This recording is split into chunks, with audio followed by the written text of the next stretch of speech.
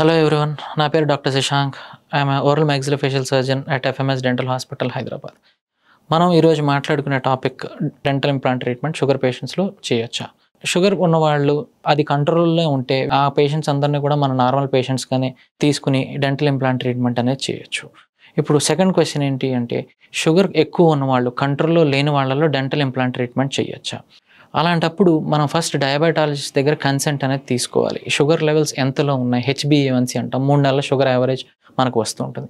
అది ఎంత హై ఉంది దాన్ని బట్టి మనం ట్రీట్మెంట్ చేస్తే, ఇప్పుడు ఇంప్లాంట్ అనేది కూడా ఒక సర్జికల్ ట్రీట్మెంటే. ఆ ట్రీట్మెంట్ చేశాక రిస్క్ ఎంత ఉంది, ఎంతవరకు మనం రిస్క్ తీసుకుంటున్నాం అన్నది చెక్ చేసుకోవాలి ఫస్ట్ థింగ్.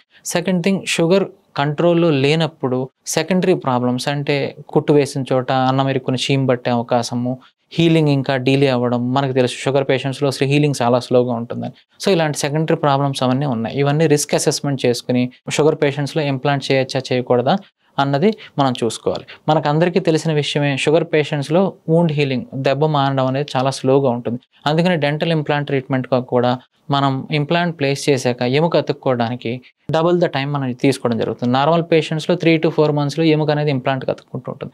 షుగర్ కంట్రోల్లో లేని వాళ్ళకి ఈ ఎముక అతుక్కోవడం కూడా స్లోగా ఉంటుంది. అలాంటప్పుడు కూడా మనం డబుల్ చేయాలి. అంటే 3 months వెయిట్ చేసేది నార్మల్ పేషెంట్లో 6 months వరకు వెయిట్ చేసి మనం క్యాప్ అనేది ఇవ్వడం జరుగుతుంది.